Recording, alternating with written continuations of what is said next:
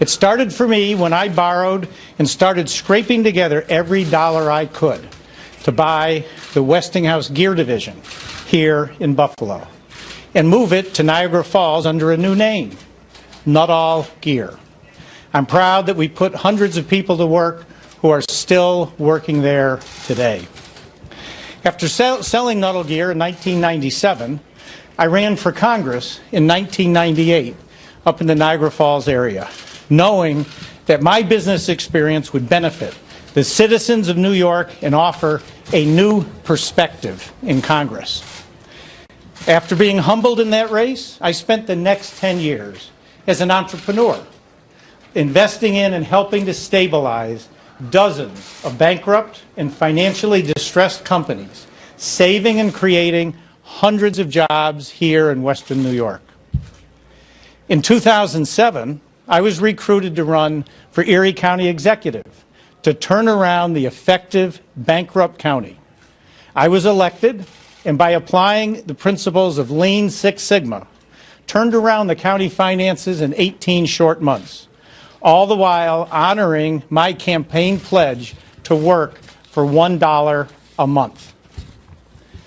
One of the many companies I invested in was a small drug development company, Innate Immunotherapeutics, that was working on a unique cure for HIV patients suffering with AIDS.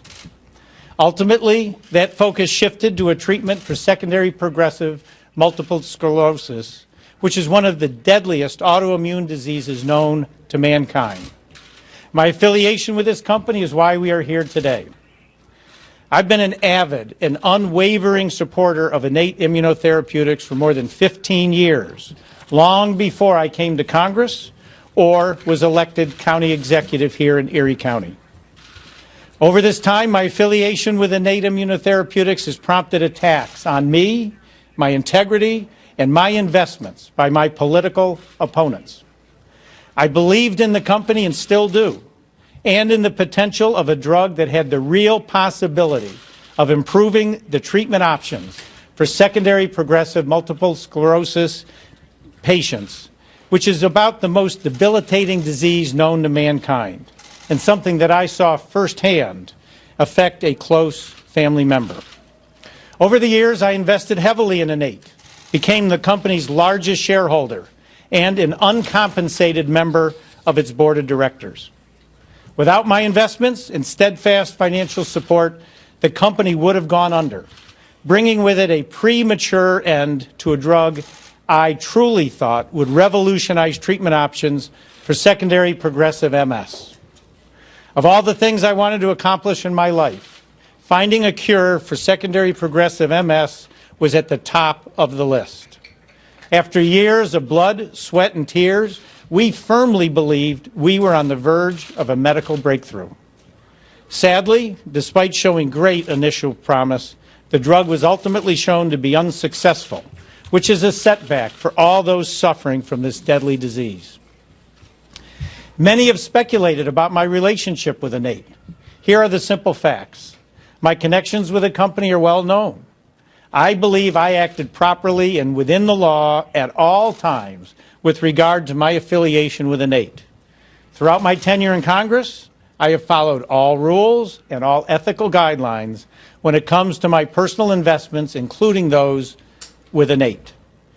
When it became clear that the drug I and others believed in fell short of our hopes and expectations, I held on to my shares rather than sell them. As a result, the significant investment I made in the company, worth millions of dollars, were wiped out. That's okay. That's the risk I took. My real concern lies with the millions of people suffering from secondary progressive MS who to this day struggle without life-saving treatments for their deadly disease.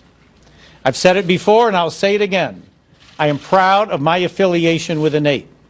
I may have lost most of the money that I invested in the company, but I took the chance to bring relief to those who deal with the dreadful disease of secondary progressive MS every day.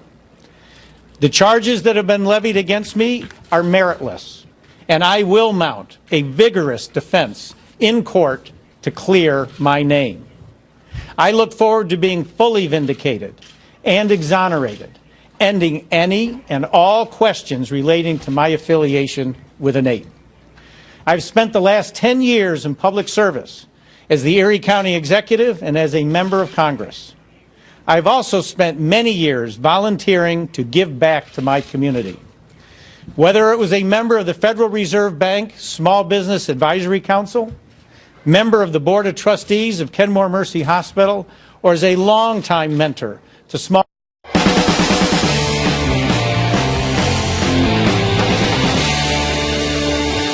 Good evening. Welcome to Tucker Carlson Tonight. I'm Mark Stein. In for Tucker this evening. Right now, Congressman Chris Collins is speaking after being arrested for insider trading. Let's go there live. Therapeutics outside of the courtroom.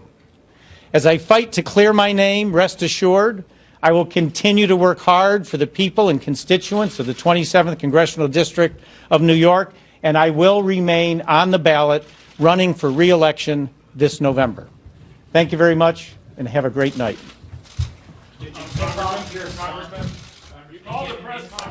That's Chris Collins speaking after being arrested for insider trading. In other legal news, President Trump's legal team says that it's in negotiation over the terms of any interview with Robert Mueller. Let's go live now to Ed Henry to break that down for us. Ed. Good to see you, Mark. In fact, the president's legal team is saying tonight that this is a good faith effort on their part to try and get a deal on an interview with the special counsel Robert Mueller. But these two sides are still so far apart and working out the details that this could become a major battle that ultimately is decided by the Supreme Court. Months ago, Mueller privately threatened that if they can't agree on a voluntary interview from the president, he may issue a subpoena to try and compel the president's testimony. The only other time in history that happened was Bill Clinton being subpoenaed to testify in the Lewinsky matter, but he backed down and agreed to do an interview to avoid what could have been an embarrassing defeat at the high court. Mueller originally proposed a wide-ranging interview with the president that has been flatly rejected by his attorneys, Rudy Giuliani and Jay Sekulow, who believe that could set up a series of perjury traps. So after the special counsel last week offered to tighten the focus a bit, Giuliani and Sekulow today tried to narrow it even further. They're trying to shy away from questions, for example, about whether or not the president committed obstruction, in part because they're making the case the president has vast executive power to hire and fire officials like former FBI Director James Comey. Giuliani made clear today another problem they have is that Mueller's team indicated early this year they might start wrapping up the obstruction phase of this probe by June or July to give it space from the midterm election. Well, obviously, that deadline has been obliterated. We're getting closer to the midterm. So now Giuliani is pushing for the investigation to be wrapped by September 1st. The other major concern for the president's team tonight is whether he'll get a fair shake, especially after a new report in the Hill newspaper revealed that the opposition research firm hired by Hillary Clinton's campaign and the DNC to put together the dossier, Fusion GPS, also worked with officials at the FBI, Justice Department, and the intel community. New emails and memos show that former top Obama justice official Bruce Orr was in close contact with that former British spy, Christopher Steele, including conversations they had just days before the FBI first opened its probe into the Trump camp and alleged Russian collusion. Now, since Orr's wife also was on the payroll of Fusion GPS, you can understand why the Trump legal team tonight has some questions about those contacts, Mark. Indeed, Ed. Thanks very much. Joe DeGeneva is a former U.S. attorney for the District of Columbia. He joins us. Joe, Mueller's telling the president, you can volunteer to do this interview or otherwise I'll force you into it. Is that how it works? Well, it would work that way ordinarily for a citizen, but the president is a very special person under the Constitution and under investigations like this. The president could very well agree to a voluntary interview. I would not recommend that he do so, and I don't think that he should. If Mueller tries to subpoena him, he's going to have a very, very tough time because according to what we know publicly, there is no criminal conduct involving the president. There is no Russian collusion. There is no crime involving collusion. So what is the reason that Mueller wants to talk to him? It's very obvious. He wants to talk to him for purposes of writing a report and then referring the matter to Mr. Rosenstein to refer to Congress for impeachment. Well, the use of a grand jury subpoena to get testimony from a president for use in an impeachment proceeding is illegal and unconstitutional.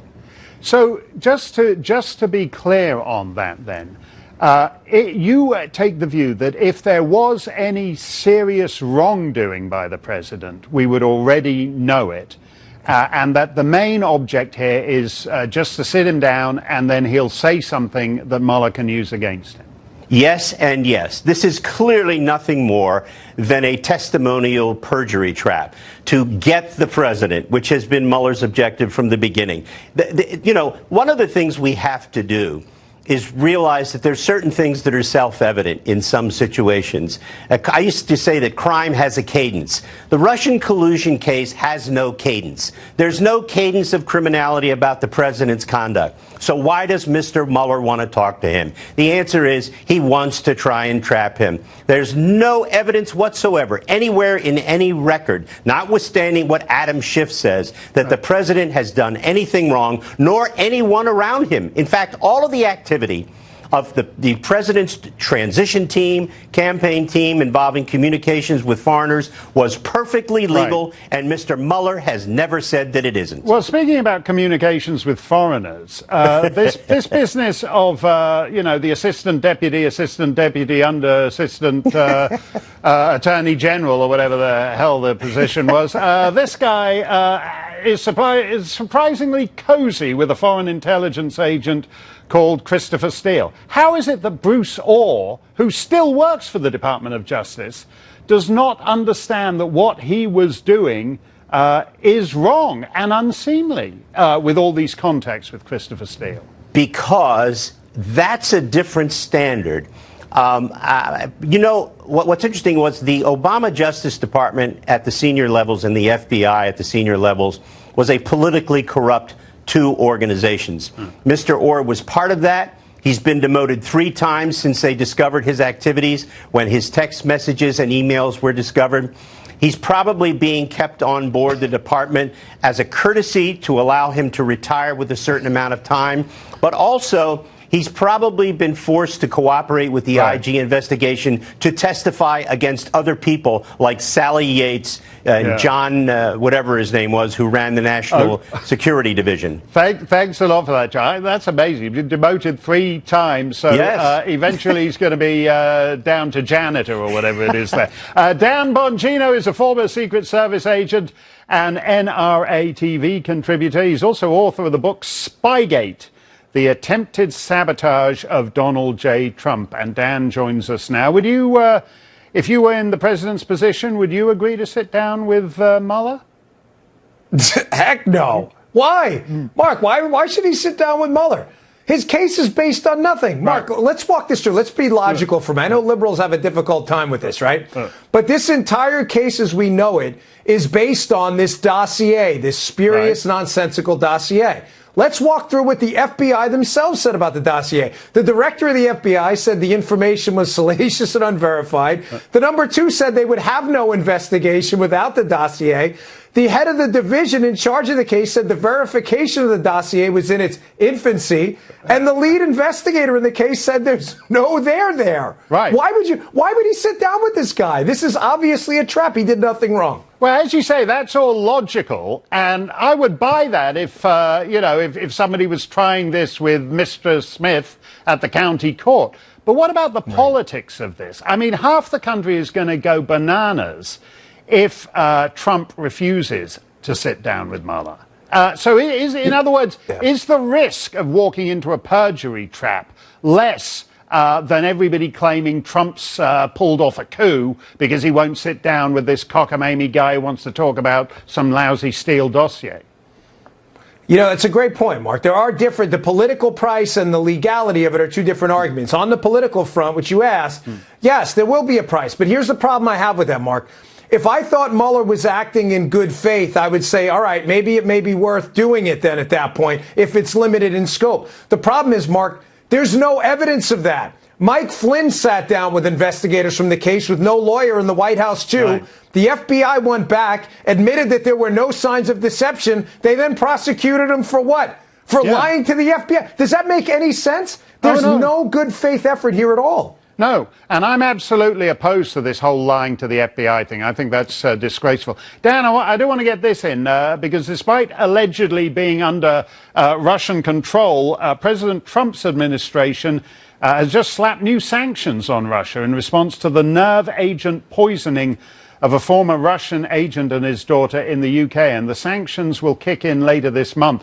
Actually, another young woman over in Britain subsequently died of this poisoning. So Trump is acting against Putin because Putin's poisoning and in fact killing the citizens of American allies. What do you make of this? Yeah, Mark, if Trump is a Russian asset being controlled by Putin, he is certainly the worst Russian asset in the history of human intelligence gathering.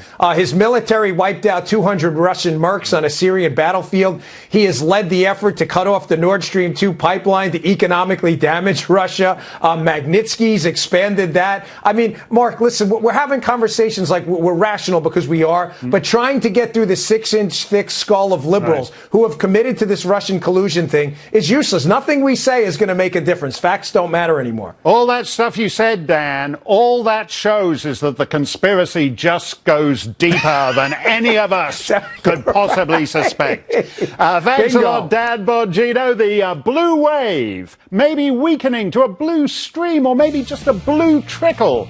Lou Dobbs will discuss that with us up next.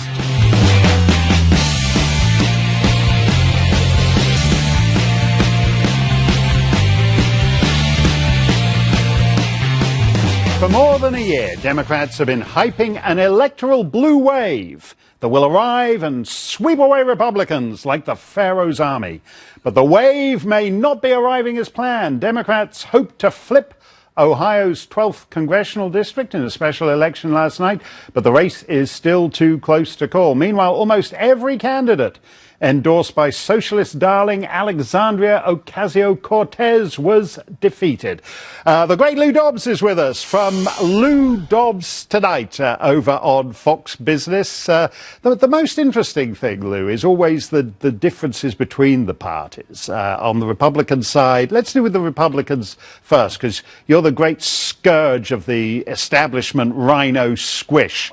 I've arrived. I love that. No, you are. I love it when you're like hammering those guys. I'm not thrilled with many orthodoxies, whether left or right, particularly the venomous and so awfully wrong left in this country. It's extraordinary. And Ocasio-Cortez is suddenly anointed the face of the Democratic Party. I have to say it's a motion that I would heartily second and endorse fully, because she knows nothing about economics. She actually said that that the unemployment rate is so low under Trump because everyone has 2 jobs. Right. There is no reasoning, no rationality. You know that, Lou. If 50% of the country has 2 jobs, that's full employment. And you know it makes sense. Absolute sense. And well, as much sense as the far left ever makes.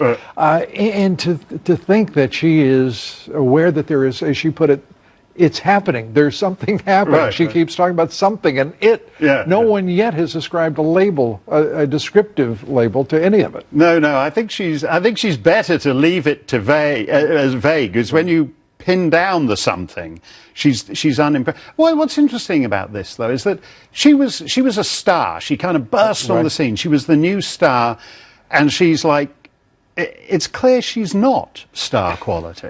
It's clear, I think, perhaps to you, to me, to this audience, but I'm not sure it's clear at all to the Democrats, because they are the ones, after all, who carry around as if it's precious cargo, Trump derangement syndrome. They carry around the idea that other people's money is better spent by them. There are all sorts of delusional aspects to their everyday life, including who will be the face of the Democratic Party for years to come. Well, let's look at over on the GOP side. As I said, you like to crush the rhino squishes like a bug beneath your thumb. I like that. Who came out better from last night, the Trumpism or rhino squishism? Well, it's interesting. if I can just give you a bit of a long answer, the president tweeted he was 5 for 5. Yeah. He endorsed 5 candidates. 5 candidates won or are leading tonight, and that's pretty good. Not a single person running for office in the Republican Party thanked Paul Ryan for their victories, but they were all thanking President Trump. So I think there's a moral here for the rest of the Republicans, including rhinos. They had better quickly affix themselves to the Trump agenda if they intend to win in November. So it's like go Trump or go home, basically. Exactly. And you're a little disappointed, Chris Kobach? It's all a bit neck and neck in that way? Well, I'm thrilled that he's ahead in the count to this point, something like 4,000 provisional ballots. And as Secretary of State, he will be one of the great things. I've known Chris Kobach for a long time. He is strong. He is absolutely resolute. He is an original thinker. That's something that's alien to American politics, just ask President Trump. And I think he will make a terrific governor for the state of Kansas. But what I really like today is the man as Secretary of State is the one who will be responsible for counting those ballots. And they said, oh, wait a minute, you have to recuse yourself. This is my language, not his, but the intent is clear. He told them to go to hell. Because he wants to be sure that it's fair and it will be orderly, and that's exactly the right answer from any Republican. Yeah, and I agree with you that he's an original thinker, and I love what he says about immigration and voter ID and all those critical issues. Right. What about, though, what they say about Ohio, just quickly, Lou? I think Mitt carried it by 10, last time Trump by 12 points. Right. Again, why is that so close? It's close because of turnout, in large measure. The Republicans did not turn out as they should have. They're so far behind 2016 levels. It's funny. Yeah. Tom Perez, the chairman of the DNC, saying he's got great optimism. Remember, Ohio's 12th district was going to be in the blue wave column. Right. Unfortunately, he's trying to spin the idea that a party that turned out almost twice as many people in the 12th district as the Republicans will absolutely slay it. Well, you can, if you get close up to it, you can still just see about that. Oh, there it is. Just like a little droplet on the floor, the blue wave. Lou Dobbs, thank you. Criminal illegal immigrants roam free in the United States. But Democrats say the only problem is that the borders aren't open enough. That's next.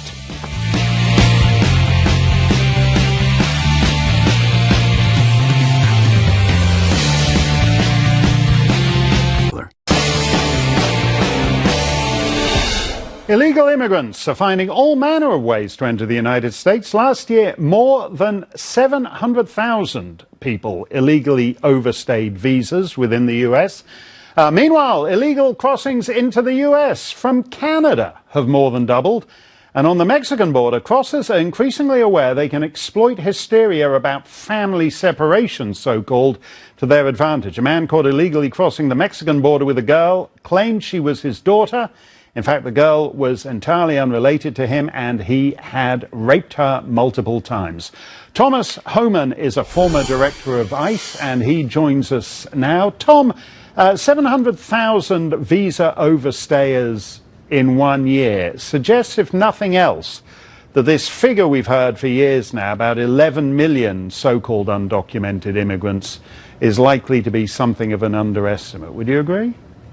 Well, I think the overstay visas make up about 40% of the estimate, 11, 12 million. But it's something we got to address. I mean, we've asked Congress, again, same talking points I've used for a long time. We've asked Congress to address the visa overstays, to make it a crime to overstay the visa. It's not a crime like entering the United States illegally is a crime. So Congress can certainly help us by making that a crime and holding people accountable for breaking their promise of leaving the United States on a temporary visa. But just to be clear on this, we live in a modern high-tech age. Many countries, such as France or the United Kingdom, for example, have exit controls. They check you out, as it were. Why is it that we presumably know these people have overstayed their visas, but that nothing gets done about it? Is it just because, as you've explained, it's actually not illegal to ignore that? Well, it's not illegal, but we do address overstay population. But again, there's 11, 12 million, and there's a few thousand officers. So we prioritize those that have a criminal nature. When we look at those overstayed visas, we actually prioritize those who come from countries of interest that meet a certain demographic, and we look for those who have committed crimes, been arrested. We look for them first. But we got to remember, a lot of stories I'm reading is, well, the president's too concentrated on the wall, and he's too concentrated on that, not enough about the overstays. But we've got to remember, the people that get a visa, they do go through a clearance program, so we're aware of their criminal history. Where those coming across the border illegally, many of them are criminals, so we really do need to concentrate on that southern border. Let's look at what's happening on the Canadian border. I gather a lot of this is just south of Montreal. It's like a kind of 30-mile strip of the Vermont-Quebec border, what you guys call your Swanton sector. I believe, where they're basically just small rural border crossings, often like the famous town of Derby Line, where the town library and the Opera House actually straddle the border. They're shared communities. These are not places which historically have seen a lot of illegal immigration. Why are suddenly Mexicans, Middle Easterners discovering that Canada is an easy way to get into the U.S. from? Because of that exact reason. They have figured out Canada has a very weak immigration system. I mean, have you seen in the last year how many refugees that couldn't play the system here under this president, who takes it very seriously, went to Canada? Because Canada has very low immigration volumes, and they have weak immigration laws. This is why now these numbers have ticked up on the northern border. This is a perfect time to us work with Canada to help them strengthen their immigration laws. For instance, they should require a visa for Mexicans when they enter Canada. And we can work, we have great relationships with Canadian law enforcement. This is something we should be working on together. But I actually grew up in upstate New York, off the St. Lawrence River and Thousand Islands region. There's places you don't have 100 feet of vision. So it's less than a 1-minute boat ride across the St. Lawrence River to get to the United States. And it's a hard swath of land to cover. No, and often those border posts are just one room. I mean, seriously, though, Justin Trudeau sentimentalizes illegal immigration even more than the Democrats do. Realistically, working with the Canadians isn't going to get too far, is it, Tom? Well, I think now that they've seen what happened with the number of refugees that left the United States to go to Canada because they're weak, I've talked to Canadian immigration authorities. They're concerned. So I think for the first time in a long time, they're actually looking to see how can they toughen it up. I went to a law enforcement seminar up in New York, and I met with some Canadian law enforcement, and I think they've awoken to this issue, and I think you're going to see them make some changes this year. Okay, let's hope so. Thomas Homan, former director of ICE, thank you. Earlier this year, Philadelphia's mayor celebrated when a court ruling allowed the city to keep its sanctuary city policies. Here he is. A sanctuary city, yeah. A sanctuary city, yeah. Yeah, here's what that song actually looks like in practice. Juan Ramon Vasquez, an illegal immigrant from Honduras, was released by Philadelphia police despite an ICE detainer request, and then went on to rape a child. But in New York, Governor Andrew Cuomo says ICE is the real threat to the safety of the public. We want a police force that fights terrorism. We don't want what we have in ICE, which is a politicized police force. I will do nothing cooperatively with ICE. I have sent them letters asking for an investigation. I have said if they do any criminal acts, which a police force can do, we will take criminal action against ICE. So for the chief executive of a major American state, declaring war on law enforcement agencies takes priority. Robin Biro is a former regional director for Barack Obama's presidential campaign. He joins us now. Robin, what is the reason for the fetishization of illegal immigration that has led people like Cuomo and that Philadelphia mayor to actually declare war on American law enforcement? You know, I'm glad you asked that. I had to read the full statement in its entirety to try and grasp that. And what he's alleging is that ICE is being misused as just a deportation force. And what he's taking specific issue with is proposed legislation from this administration that will make it harder for undocumented immigrants to get green cards. Well, wait a minute. Let me stop you there. Yeah. I'm a legal immigrant, and it's actually quite a lot of effort to get a green card if you do it legally. Right. Why should people who ignore the system, who just walk into the country, whether from Mexico or Canada or anywhere else, why should they get a green card? You know, here's my theory on that, and I'm just being very honest after speaking to mayors of sanctuary cities. I honestly believe they're looking at this as a financial issue because their economies benefit from that. Undocumented immigrants pay $11.64 billion in state and local taxes every year. They pay $7 billion into the Social Security system. That would sound a lot in New Zealand, but in a country with multi-trillion dollar public expenditures. Right. That's an irrelevant drop in the ocean. And most people would rather have non-criminal immigrants than get an extra 11 billion in taxes for state and local governments. Well, there was a study in 2014 that was a bipartisan study by the Senate when they were considering an immigration reform bill, and that actually did show that undocumented immigrants were far less likely to commit crimes than native citizens of our country.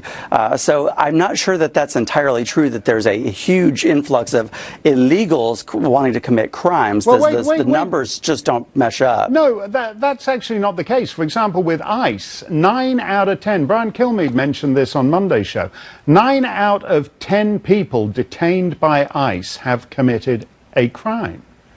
By entering our country illegally, they certainly have. No, crimes other than the initial crime of illegal entry, and that gets us. Let me just ask you about this case in Philadelphia.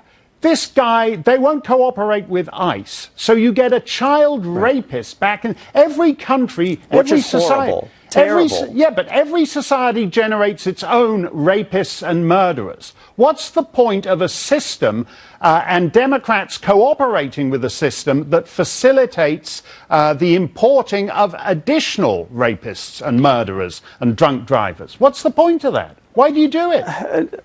Like I said, the studies show that they commit less crimes than native citizens. So I'm assuming they're going off of that, and that was a bipartisan study by the Senate. So, you know, I don't know how you can argue with that. I prefer to speak in facts and not hyperbole. Well, that's very... Robin, every country is stuck with its own citizens, whether it's America or Chad. You take the rapists and murderers of your own society as a given. And I want them out. So that's not a fair metric on which to measure any of the others. But thank you for joining us. ICE does a great job of getting those out. Thank you for joining us, Robin. More and more psychologists say they're seeing the symptoms of a new disease, Trump derangement syndrome. Is it real? That's next on Tucker Carlson Tonight.